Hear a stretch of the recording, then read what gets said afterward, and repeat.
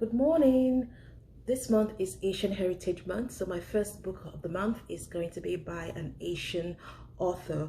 Her name is Lauren Ho, and the book we're reviewing this month is called The Last Tang Standing.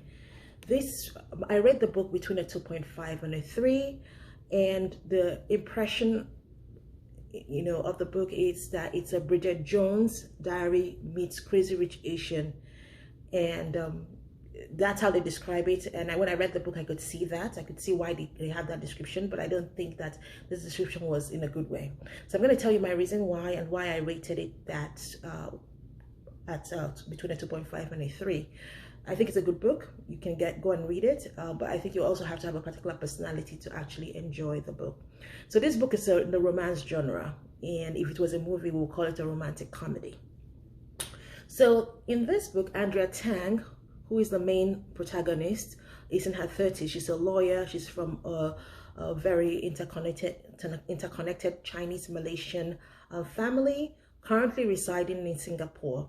So she's in her 30s. She's reaching the expiry date. There is pressure on her from her family for her to bring in the man that she's dating, and to do it soon because the clock is literally ticking and they have to make grandma happy. So she's on that rush to find somebody and to find somebody real quick. She has two love interests. One is Eric Deng, who is a wealthy single father with a baby mama, a very intrusive baby mama. He's also an entrepreneur who also wants to get married soon, more sooner than later. He's the kind of man that her family will approve of. The second love interest is Suresh Aditparan, who works in her office. It's like a rival, and she's almost like his boss. He's a writer. He has a fiance from a very important family. Actually, the family the fiance comes from kind of almost has ownership of the law firm that she works in. So it's very important. And, it's more of like a friends to lover kind of relationship.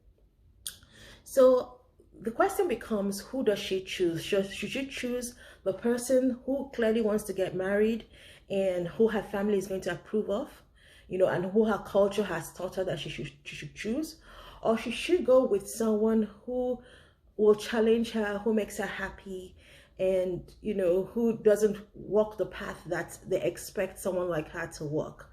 So this was what they were discussing, and that was the main push, in the book. Who does she end up with? So there were many reasons I like the book. I like the book that it was clearly a book written with the protagonists coming from somewhere else. You cannot interchange these protagonists for Caucasians, because sometimes when you read books like minority love stories, it's almost like there's almost nothing that signifies that this person is an other. So this author made sure that you could understand that this book was taking place in Singapore. This is a Chinese-Malaysian family, and it was just really clear, and you can't confuse anything, So I liked that was really clear. So I loved how they highlighted the Chinese-Malaysian culture. I loved how they highlighted Singapore, the beautiful places in Singapore that you could visit and things that you could see. So it was very cultured. I love the fact that they talked about family, sometimes the challenges that come from being in a big family, the nosiness that comes from being in a big family, the competitiveness that comes from being in a big family too as well. And also I like the fact that they addressed also the mother-daughter issue, which was mother-daughter relationship, which was one of the plots actually in the book. So those are the things that I really liked about the book. And also I like the fact that they talked about sex, because